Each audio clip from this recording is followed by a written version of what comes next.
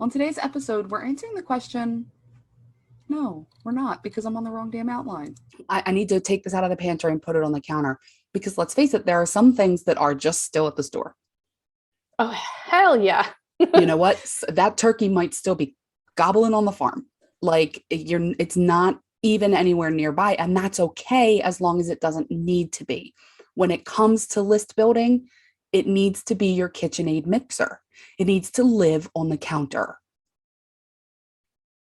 Does everybody have their KitchenAid mixer on the counter? Because mine has a corner. Okay, so I'm going to diverge a little bit off the topic here. Do you know how many years I've wanted a KitchenAid mixer? Do you know how many years I've had one?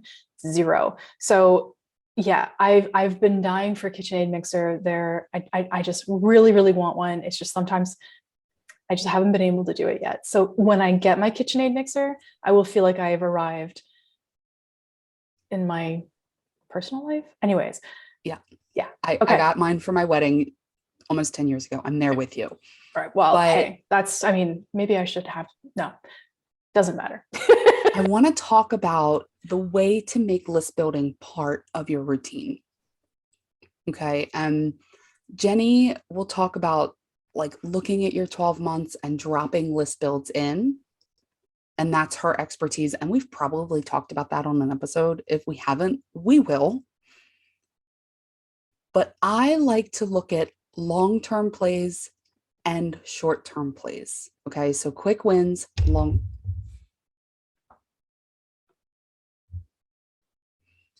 quick wins and long-term things that you focus on. Things like podcast appearances, by the way, are long-term plays. They are the kind of thing that you do regularly that do not have an immediate result, but they will generate long-term success. Pinterest, SEO, even growing your social media following. All of those are long-term plays, whereas your list builds, your webinars, your summits, your challenges, they are quick wins. They give an immediate and finite result. Splitting up your list build into those two segments is going to help you make sure that you focus on it in some way all the time. How are you consistently promoting what you do and inviting people onto your list? I love the idea of a short-term and long-term play. I think we need to think of our businesses in those ways so that we're not missing those opportunities. So I really love that. I want to dive into automating your list because once you've built that list, then it's what are you going to do with it, right? So there's a couple different things you can look at. And in terms of automation, we're not talking super duper high levels where you need to have somebody who is a devoted automation specialist in your business.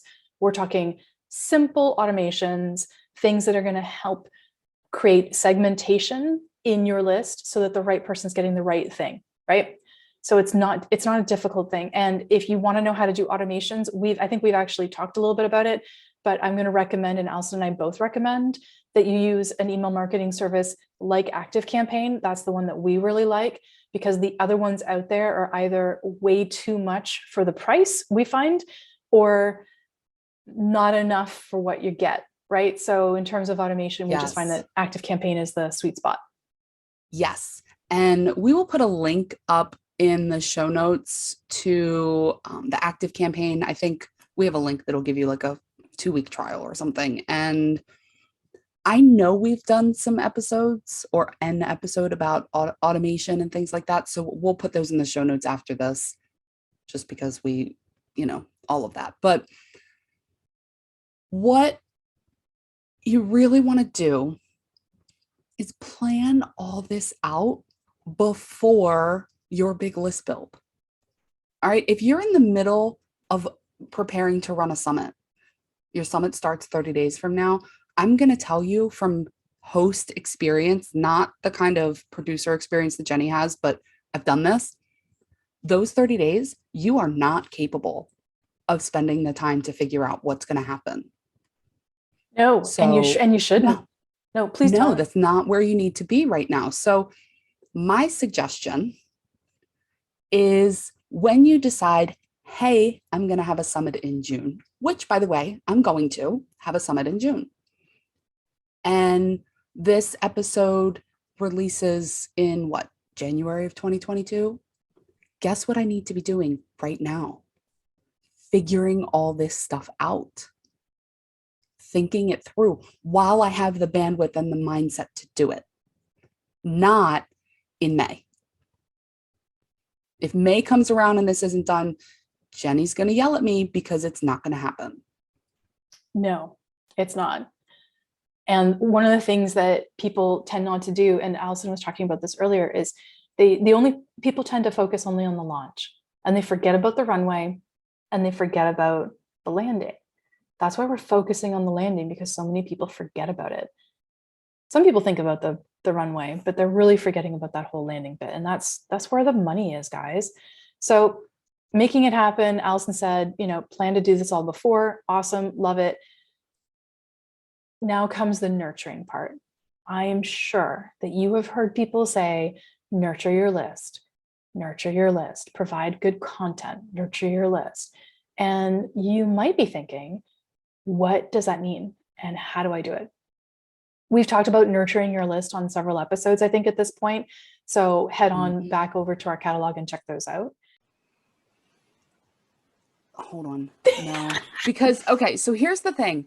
So apparently I start every episode with okay, so, but Jenny called me out on it. Oh, and no, now it's awkward. Now I don't want to do it, but it screws me up because I don't know how to get into the flow without my okay, so.